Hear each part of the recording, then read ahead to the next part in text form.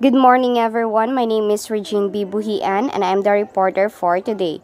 So today, I am going to discuss about the modern Enlightenment and 19th century philosophy. So first, we are going to discuss about the modern philosophy. In modern philosophy, we have empiricism, rationalism, and materialism.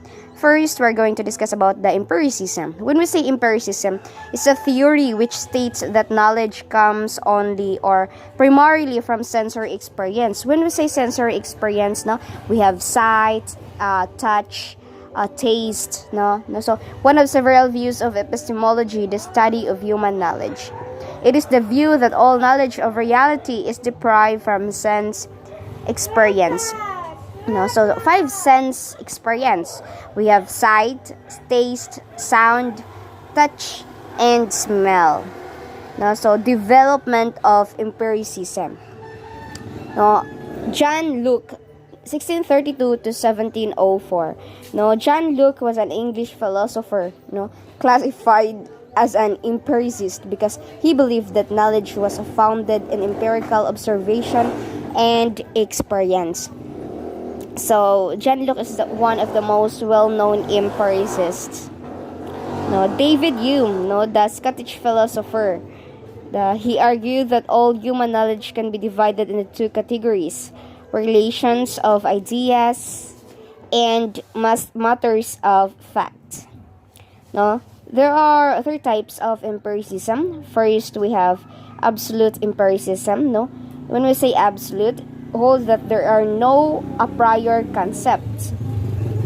Ang substantive empiricism, no, a more moderate form of empiricism is that of the substantive empiricists, who are unconvinced by attempts that have been made to interpret formal concepts. No, sa absolute empiricism, we have either formal or categorical and no a prior beliefs or propositions.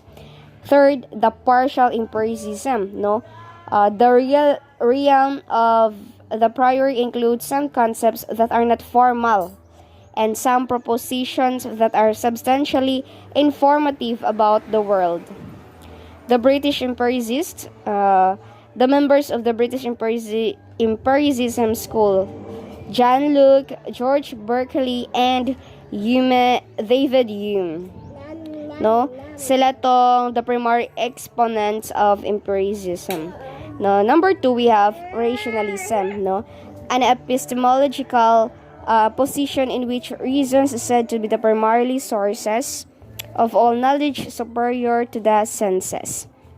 No, so si René Descartes is the father of rationalism, who wrote, "I think, therefore I am." So he believed that eternal truths can only be discovered and tested through reasons. Concepts of rationalism, no.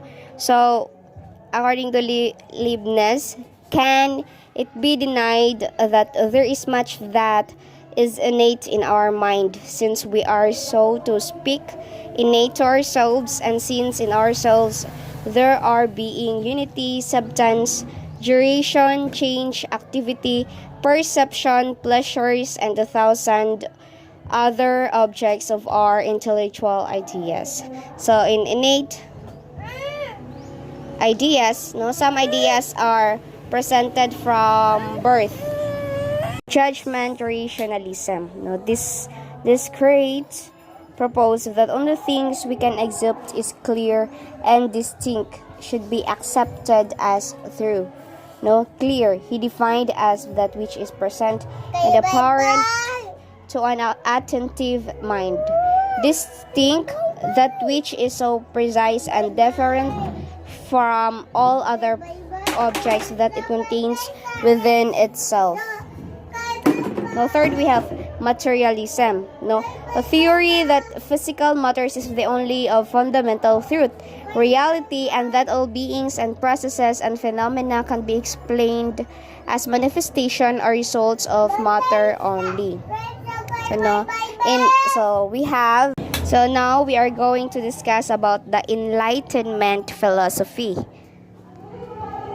So John Locke was devoted to the first and Hume's treatise of human nature, being an attempt to apply the method of experimental reasoning to moral subjects was devoted to the second. Now, Reason and Locke and Berkeley. Now, we have three tasks: to discover the origin of human ideas, to determine their certainty and evidential value, to examine the claims of all knowledge that is less than certain. No, Locke defined an idea as a mental entity, and Locke's exhaustive survey of mental contents is useful if elaborate. Although he distinguished between ideas of sensation and ideas of reflection. And Locke's classification of ideas into simple and complex was an attempt to distinguish mental contents that are derived directly from one or more of the senses, such as blueness or solidity, which come from a single sense, such as sight or touch, and figure, space, extension, rest, and motion, which are the products of several senses combined. Now, the basic outcome of his epistemology was therefore that the ultimate source of human ideas is sense experience. Diba? Kung based on your touch, based on your senses, such as based on your taste, based on your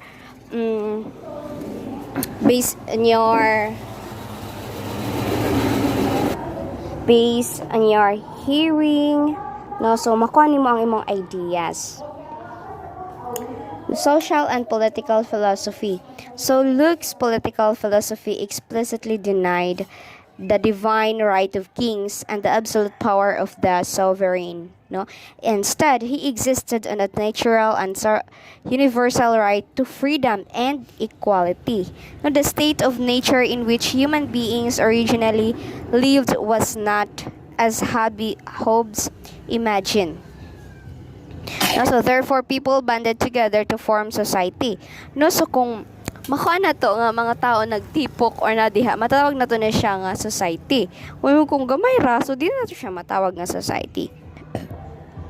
No, so last is about 19th century philosophy. Idealism of Fichte, Hegel, and Schelling. No, so according to Johann Gottlieb Fichte, how can people be considered to have free will if everything is determined by something else that exists outside of ourselves? Our own minds create all that we think of as reality. The self is an active entity or essence that exists outside of casual influences and spontaneously. No, think the I and observe what is involved in doing this.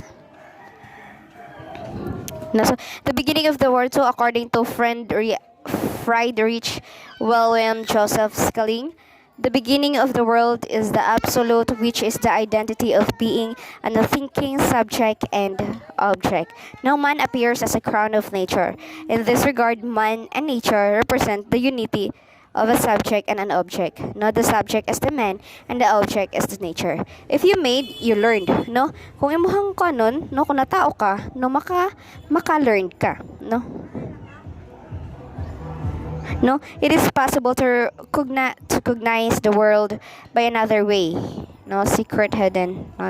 So the spirit of, according to George Wilhelm Friedrich Hegel, no, the spirit of humanity is in historical dimension: subjective spirit, objective spirit, and absolute spirit.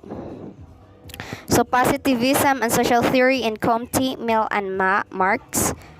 Now, Auguste Comte, the positive philosophy of Auguste Comte, in 6 volumes, influenced by Bacon and the entire school of British empiricism, by the doctrine of progress put forward to Turgot and the Marquis de Concrete.